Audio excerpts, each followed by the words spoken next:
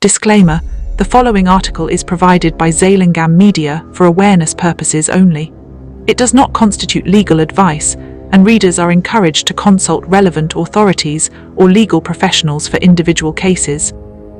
Young women from India's northeastern states, whether Kuki, Naga, Mizo, Arunachali, Tripuri, Assamese or others, who travel, study or find work in mainland India increasingly face a confluence of risks: discrimination, fetishization, economic vulnerability, isolation, predatory relationships, and in some tragic cases, exploitation, abuse or death. For many of these girls, what begins as hope for a better future turns into a journey filled with dangers they never expected. In this piece we survey some past and recent incidents, examine why relationships formed under duress often end badly, and suggest precautionary steps for young women from the Northeast and their families to stay safer when they relocate within India or get involved in relationships far from home. Major cities like Delhi, Bengaluru, Mumbai and others may offer educational, professional and social opportunities, but for girls from the Northeast, they also bring new forms of risk. A recurring pattern: a girl leaves her home state, Manipur, Nagaland, Mizoram, Arunachal, Assam, Tripura in search of work or study. In the new locale she faces racial stereotyping and isolation. She meets a mainland man or someone promising support, companionship, financial help. She enters a relationship. Initially it seems a support or rescue, then the power imbalance grows, the relationship becomes dependent. The boyfriend or his circle uses that dependency, perhaps introduces harmful practices, exploitation, trafficking, abuse. The girl is isolated from her support base and finally may become a victim of violence or even disappear.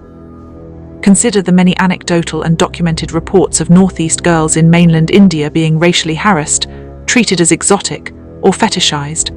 One article reported that a group of Northeast women visiting the Taj Mahal caught men secretly recording them, and the women admitted that they felt like foreigners in our own country, given the way mainland people treated them.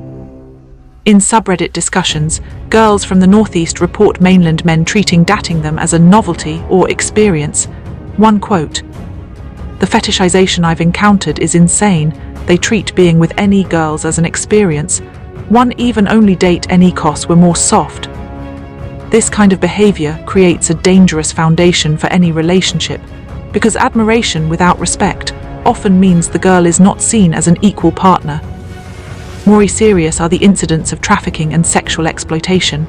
For instance, there is a case in Assam where a human trafficking operation was disrupted on the Vivek Express.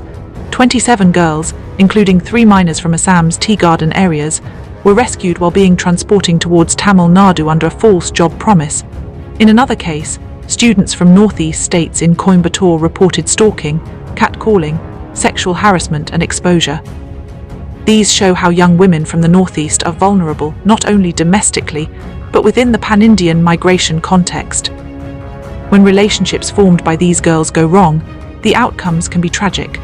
While specific publicized cases of Northeast girls being killed by mainland boyfriends are fewer compared to some other demographics, the dynamics are identical: economic dependency, emotional isolation, limited support network, cultural and racial mismatch, and the boyfriend having a local support system.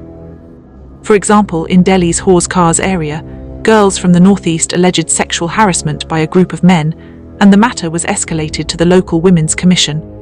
More broadly, the pattern of young women being brutally murdered by boyfriends when they tried to move on or broke up, as a 19-year-old in Gujarat was stabbed by her ex-boyfriend, reflects how dangerous dependency can become.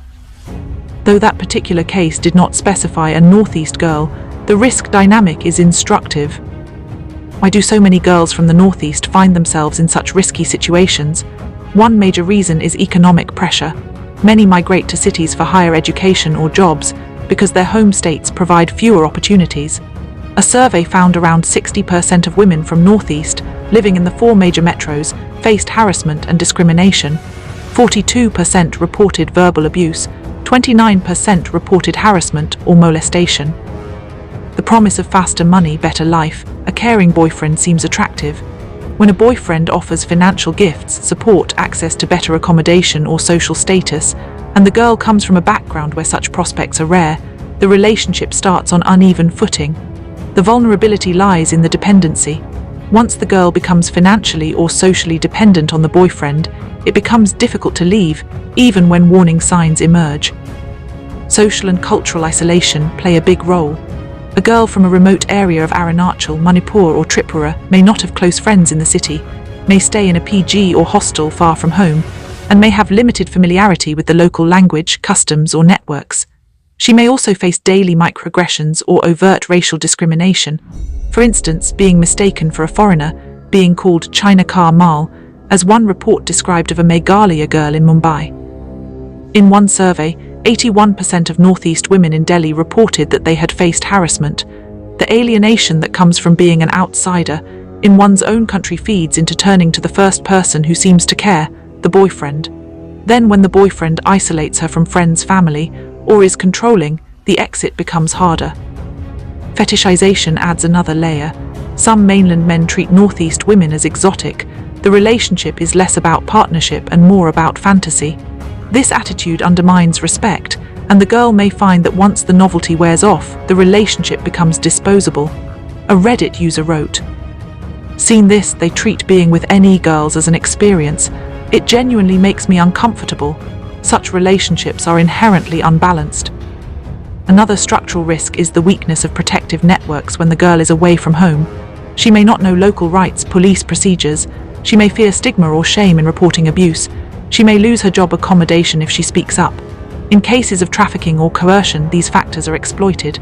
For example, in the Nagpur sex racket case, girls were lured with false job promises, then forced into sex work.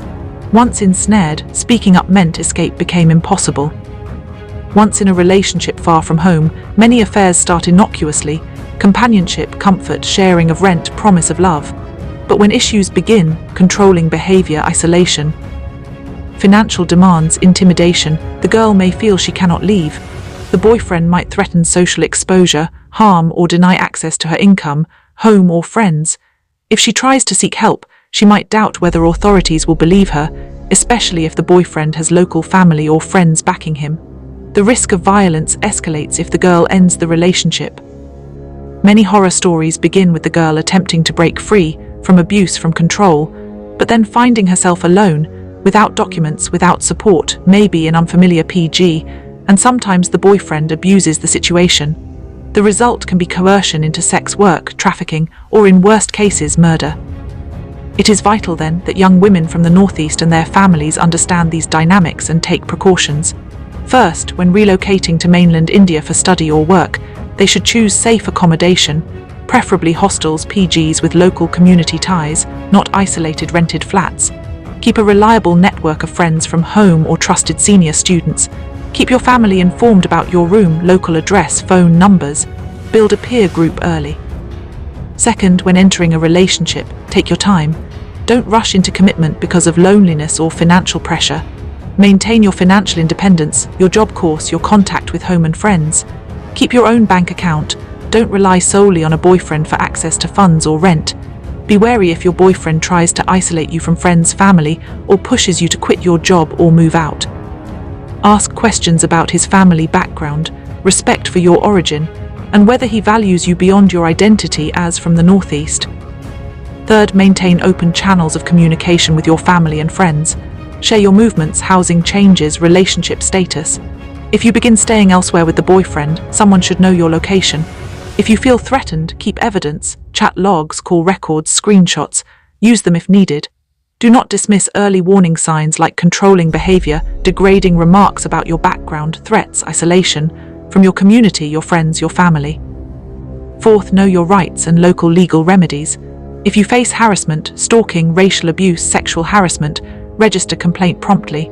Many Northeast women report harassment yet do not feel they have strong institutional support. For serious abuse, learn to file a first information report, FIR, at the local police station under relevant sections of law.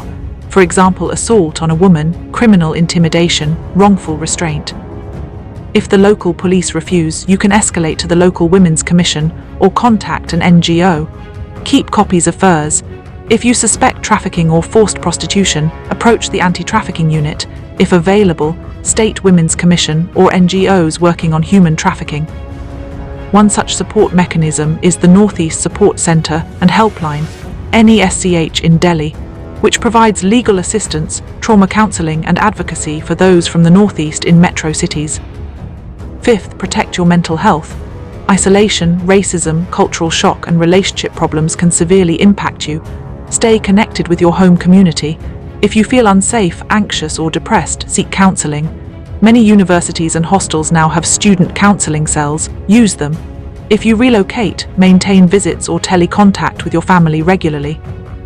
Finally, families of girls from the Northeast must take an active role. Encourage daughters to relocate only into trusted accommodation with proper verification. Let them choose, but equip them with safety plans. Maintain regular check-ins, ask about their social circle and friends, not just academic or job progress. Understand their relationships and encourage them to maintain financial independence and personal agency. The root of the problem goes beyond individual behavior. Societal prejudices, racism, stereotyping of Northeast women as other, fetishization, and a lack of institutional support in mainland cities create an environment where exploitation thrives.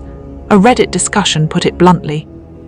Every NE person who has ever been to rest of India has experienced something like this in their life. I just prepare myself mentally as if I am visiting a foreign country. Until mainstream Indian society acknowledges and addresses how Northeast women are treated in cities away from home, the structural risk remains.